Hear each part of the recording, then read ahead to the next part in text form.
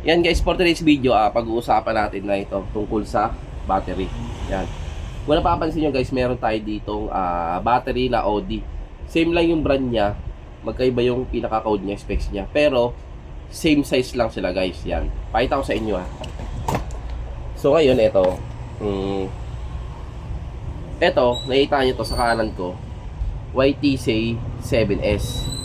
Tapos, 6 ampere siya. Tapos ito naman, YTX 5L, which is 5 ampere siya. So ngayon guys, same na same sila ng size.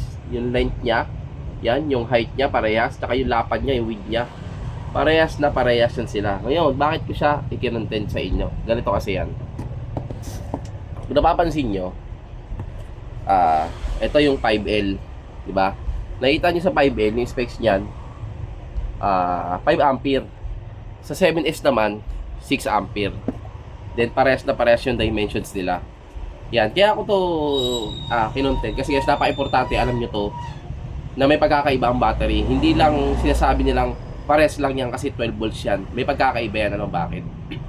Lahat kasi ng electronic circuit natin o yung mga motor natin, may kinatawag yan na power consumption. Ibig sabihin nun, kailangan niya ng ganitong power para mag-operate siya.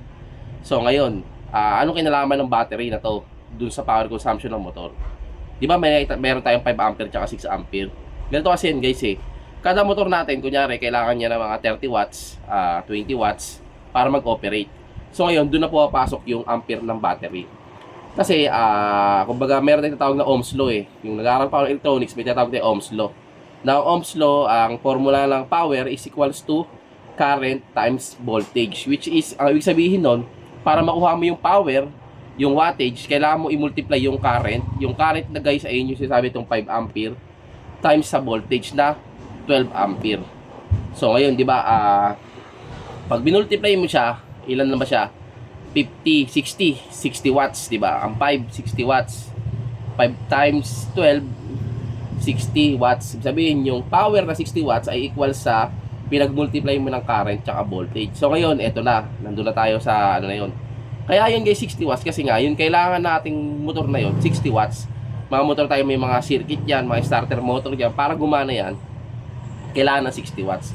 So ngayon, napaka-importante na yung battery na binibili natin ay akma doon sa motor na ginagamit natin. Kasi nga, pwede kasing mangyari na mag-overpower tayo, pwede may masunog dun sa motor na yon.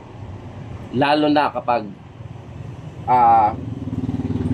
lalo na dahil karamihan ng motor ngayon FI na at gumagamit na ng ECU. Kaya ibig sabihin yung ECU ay yung computer na circuit na doon na nakaprogram. Kumbaga ay yung pinaka main heart ng yung pinaka memory ng isang motor. Kasi electronic circuit yun, doon na yung program. Kung basta signal light, ganun-ganon, yung mga digital panel, doon nakakonekta yun. Kaya syempre ang electronic circuit guys, napakaselan yan. Bakit napakaselan yan? Yan kasi ay computerized na at programmable, program na siya. Ibig sabihin, yung circuit na yon ay as is na yung program na dadaan sa kanya na power, na ganun, o ano pa bang data na nilagay dyan. So ngayon, pag nag-over voltage ka dyan, pwedeng may masira dyan or may masunog dyan. At pwede naman ding pag nag-less ka ng power, merong ding bumigay dyan. Kaya napaka-importante na alam nyo yung battery nyo at alam nyo yung ginagamit yung amperahe ng para sa mga motor nyo. Kasi minsan may narinig ako lagi may bumibili. Mabili nga ang battery, syempre tatanungin ko, anong battery? Kaya ano rin dyan, ako hindi ko sinasabing, hindi boss, kailangan ko ng motor nyo, anong motor nyo, para kasi kada motor may designated na battery yan. Kasi nga, yung power na ginagamit nila. Yan. Kaya ito, nagkataon lang to, in-explain ko sa inyo, same na same ang sizes niya, dimensions niya, pero magkaiba sila ng specs. Yan. Hindi porkit 12 volts gagana na yan. Yan. So ngayon, sana nabigyan ko kayo ng idea na hindi lahat ng battery magkakaparehas para sa mga kanya-kanyang motor. Hindi porkit parehas sila ng size, ayun na yun. May iba-iba po yan na specs na kailangan ng ating mga motor. So, syempre, para maiwasan yung pagkasira ng mga ECU ng mga motor natin ngayon. Yung mga dekarburador, hindi maselan yan. Pero yung mga ECU na ngayon, nako, ingat kasi marami nagkakaproblema dyan. Lalo natin di marunong sa wiring. Then tapos, salpak na salpak ng battery. Hindi nila alam na, ganun pala yun. Oo, ganun talaga yun. Sa mga nag-aral, alam na alam yan. Pero yung sa mga nagpa-practice, tsambahan yan, nakakasira ng motor. Yan.